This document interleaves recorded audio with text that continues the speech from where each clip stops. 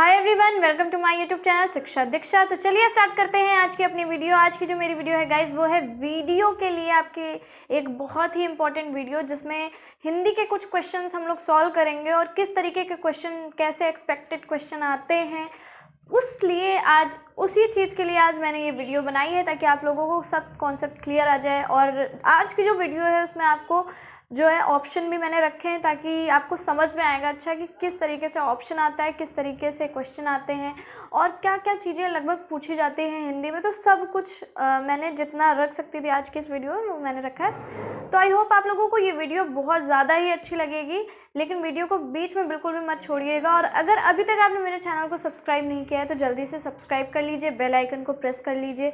और हाँ, अगर अभी तक आपने मुझे इंस्टाग्राम पे फॉलो नहीं किया है तो आप मुझे इंस्टाग्राम पे फॉलो कर सकते हो, लिंक आपको डिस्क्रिप्शन में मिल जाएगा। आप मुझे फेसबुक और ट्विटर पे भी फॉलो कर सकते हो। तो चलिए स्टार्ट करते हैं आज की अपनी ये वीडियो। तो जैसा कि मैंने बोला है कि आप लोग जानते हैं, आप लोगों ने एग्ज़ाम के लिए डाला होगा, अप्लाई किया होगा, तो 22-23 तारीख को एग्ज़ाम्स हैं लोगों के। सो काफ़ी लगता है कि हमें कुछ ऐसा पता चले जिससे सारी की सारी चीज़ें क्लियर हो जाएं। क्वेश्चन मैंने इससे भी पहले एक वीडियो जो बनाई थी उसमें आपको कुछ इंपॉर्टेंट क्वेश्चन बताए थे जो कि एक्सपेक्टेड हैं, शायद आएँ या उस टाइप के आएंगे।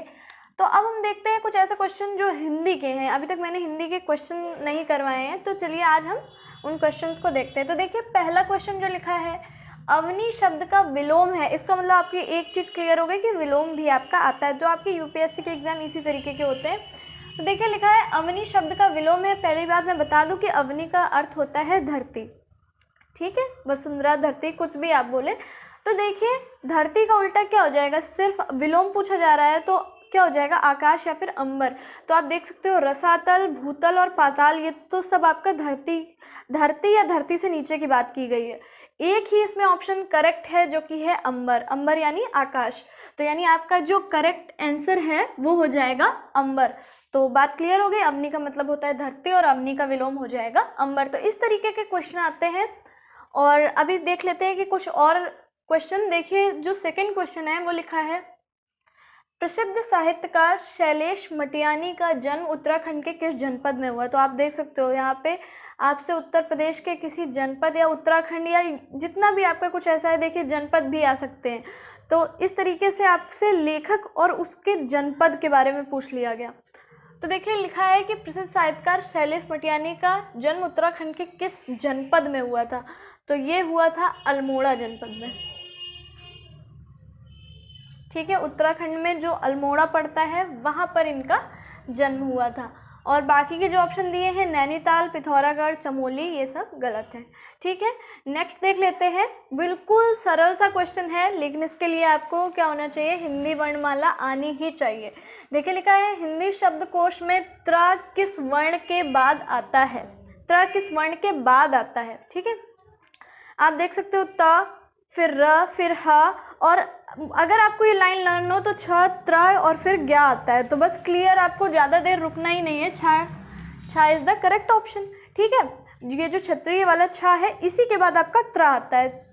तो बाकी सबके बाद जो है आपको आता होगा, याद होगा। अगर आपको हिंदी वर्णमाला याद हो तो आपको याद रखनी होगी। अगर आप पेपर ऐसा कुछ देने जा रहे हैं तो बिल्कुल ABCD सभी को आती है, लेकिन हिंदी वर्णमाला भूल जाते हैं, तो बिल्कुल उसको लर्न कर लीजिए, ताकि अगर ऐसा कोई क्वेश्चन आए तो आप कर ले जाओ। अब देखिए, नेक्स्ट क्वेश्चन है, औलाद किस भाषा का शब्द है। तो देखिए, यहाँ से एक चीज़ और क्लियर होती है कि सिर्फ आपका हिंदी नहीं, अगर अदर लैंग्वेज से भी कुछ रिलेशन है तो वो चीज़ें भी पूछी जाती हैं। यहाँ पे पूछ लिया गया औलाद किस भाषा का शब्द है, तो इतना तो क्लियर है, ये औलाद शब्द आपके हिंदी से नहीं लिया गया है। अब देखिए, पुर्तगाली तो ये हो ही नहीं सकता। तो हमारे जो दो बचते हैं, अरबी और तुर्की, तो उसमें से जो हमारा करेक्ट ऑप्शन है वो है अरबी, क्योंकि भारत में हिंदी के अलावा अरबी और जो आपकी उर्दू लैंग्वेज है यही सब ज़्यादा चली। बाकी पुर्तगाली और तुर्की से ज़्यादा कोई खास लेना देना नहीं है, ठीक है। नेक्स्ट देखते हैं, निम्न में से किस कवि को ज्ञानपीठ पुरस्कार नहीं मिला। देखिए, यहाँ पे मतलब कि 3 कवि ऐसे होंगे जिनको ज्ञानपीठ पुरस्कार मिला होगा और बाकी एक ऐसे हैं जिनको नहीं मिला। तो चलिए देख लेते हैं। देखिए, सुमित्रा नंदन पंत की बात की जाए तो उनको ज्ञानपीठ पुरस्कार मिला था। तो बिल्कुल जो ये है, ये तो बिल्कुल ही नहीं होने वाला, ठीक है। फिर उसके बाद देख लेते हैं हम महादेवी वर्मा। तो महादेवी वर्मा की एक बहुत ही अच्छी रचना है यामा, जिसके लिए उनको ज्ञानपीठ पुरस्कार मिला था, ठीक है। और उसके बाद कुंवर नारायण काफ़ी बाद में आए हैं, उनको भी ज्ञानपीठ पुरस्कार मिला है, लेकिन यहाँ पे जो माखनलाल चतुर्वेदी जी दिए गए हैं इनको ज्ञानपीठ पुरस्कार नहीं मिला है, ठीक है, इनको ज्ञानपीठ पुरस्कार नहीं मिला है। तो आपका करेक्ट ऑप्शन हो जाएगा माखनलाल चतुर्वेदी। अब देखिए नेक्स्ट, जैसा कि विलोम आया था वैसे ही देखिए यहाँ पे पर्यायवाची भी पूछी जाती है और एकदम अलग शब्द आते हैं। ये नहीं कि आपका जैसे कि आप छोटे में पर्यायवाची पढ़ते थे करते थे उस तरह के नहीं। देखिए करदम का पर्यायवाची शब्द है, करदम का पूछा गया है शब्द है। अब देखिए कीच, कोट, कंदर, कंगाल। तो अगर आपको करदम का अर्थ पता होगा तो आप कर ले जाओगे। करदम का अर्थ होता है कीचड़ से सना हुआ या फिर मैला, इस तरीके का। और आप देख सकते हो यहाँ पे आपका जो पहला ही मिल रहा है वही कीच है, कीच का मतलब कीचड़, ठीक है। तो यानी करदम का पर्यायवाची आपको क्या मिल गया, कीच, यही आपका करेक्ट ऑप्शन है। नेक्स्ट देख लेते हैं, द्वितीय विश्व हिंदी सम्मेलन कब और कहाँ आयोजित हुआ, ठीक है। तो ऑप्शन देख लेते हैं। देखिए पहला है 28 से 30 अगस्त 1976 मॉरिशस, दूसरा है 28 से 30 अगस्त 1977 लंदन में, तीसरा है 28 से 30 अगस्त 1975 मालदीव और चौथा है 28 से 30 अगस्त कोपेनहेगन, ठीक है।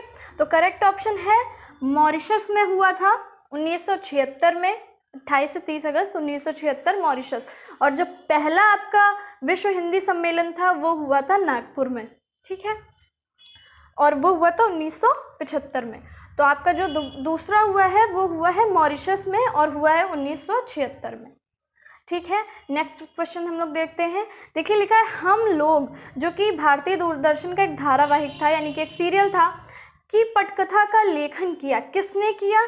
तो पहला ही ऑप्शन आपका करेक्ट है मनोहर श्याम जोशी। तो आप देख सकते हो यहाँ पे ये चीज़ें तक आ गई हैं कि यानी दूरदर्शन में एक सीरियल आता था उसके लेखक का नाम भी पूछ लिया गया है कि उसकी पटकथा का लेखन किसने किया। तो आप समझ सकते हो लेवल क्या है और आपकी तैयारी कहाँ पे, ये चीज़ें भी आप समझ गए होंगे। और इसी तरीके के क्वेश्चन आते हैं, हालांकि सारे क्वेश्चन ऐसे नहीं आते, कुछ ईजी आते हैं, कुछ टफ आते हैं और मॉडरेटेड पेपर होता है कुल मिला के।